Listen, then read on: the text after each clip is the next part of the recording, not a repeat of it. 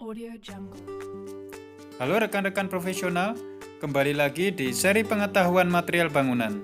Kali ini kita akan belajar tentang waterproofing membran bakar, Audio Jungle. pelapis anti bocor. Seperti biasa, sebelum pelatihan kita mulai, kami minta rekan-rekan untuk subscribe, like dan share agar pelatihan-pelatihan yang kami berikan semakin berkembang dan memberi manfaat buat rekan-rekan semua.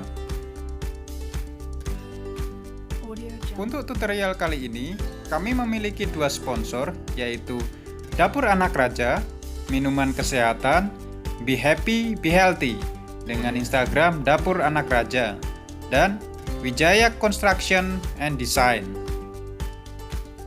Jika rekan-rekan yang lain ingin menjadi sponsor, silahkan menghubungi kontak admin kami yang tertera pada akhir pelatihan. Sebelumnya kita ingin tahu, apa itu material waterproofing membran bakar? Membran bakar adalah material dalam bentuk lembaran yang terbuat dari bitumen, diperkuat dengan serat tulang non-woven polyester, dan diaplikasikan dengan cara dibakar. Material ini sangat efektif sebagai pelapis anti bocor pada material beton. Sering diaplikasikan pada dak cor atap, toilet, dan lain-lain. Apa keunggulan membran bakar? Pertama, tahan lama dan tahan terhadap cuaca. Kedua, mempunyai kuat tarik dan elongasi yang bagus. Ketiga, ketahanan terhadap kelembapan tinggi. 4, kestabilan dimensinya baik, fleksibel pada suhu rendah, mudah diaplikasikan dengan cara dibakar atau ditempel. 6, cocok sebagai lapis paling atas pada berbagai macam penggunaan. 7, daya tahan terhadap benturan mekanik sangat baik. Ke-8, daya tahan yang kuat terhadap tempaan garam dan bahan kimia. Ke-9, mudah dan cepat diaplikasikan untuk lokasi yang sangat luas. Jenis membran bakar. Ada 4 jenis membran bakar. Yang pertama, membran plain. Kedua, membran sand. 3, membran mineral. Dan yang keempat, membran swimming pool. Fungsi dan spesifikasinya dapat rekan-rekan lihat pada tabel berikut ini. Audio Jungle.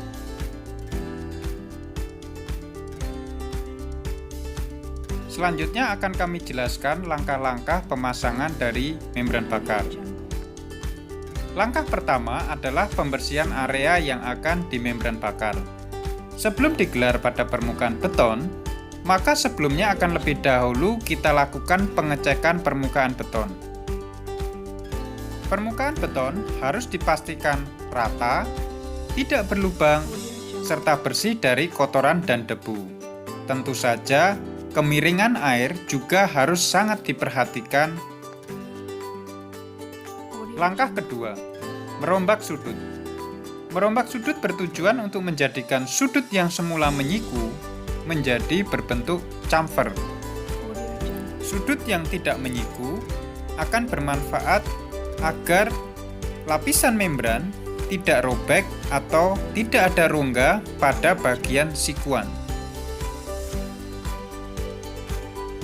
Langkah ketiga, membuat lapisan primer. Lapisan primer ini sebelum diaplikasikan berbentuk cair dan akan dioleskan menggunakan kuas atau dengan menggunakan alat semprot.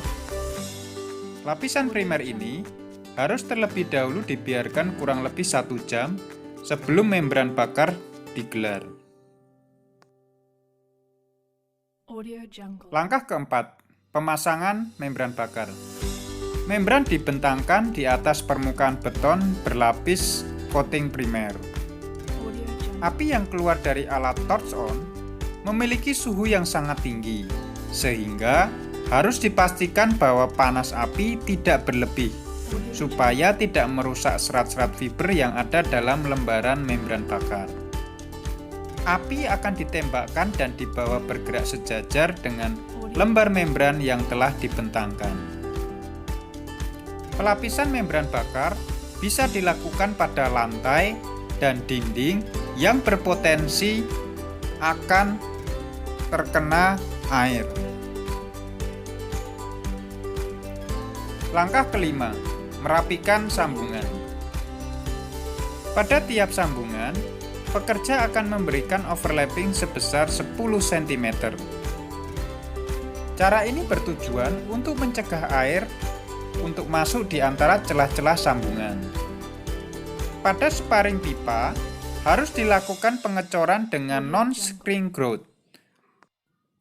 Non-screen grout berguna untuk mengencangkan pipa sehingga posisinya tidak akan bergerak dan mengakibatkan kebocoran. Langkah keenam, quality check. Metode quality check dilakukan dengan melakukan tes rendam. Tes rendam dilakukan untuk tiap lapisan membran yang digunakan. Jika kita menggunakan 2 lapis, maka pengetesan dilakukan 2 kali untuk tiap lapisan. Untuk tes rendam, kita bisa gunakan tanggulan sementara agar air bisa terendam secara sempurna. Tes perendaman dilakukan dengan ketinggian minimum 10 cm selama 2 kali 24 jam.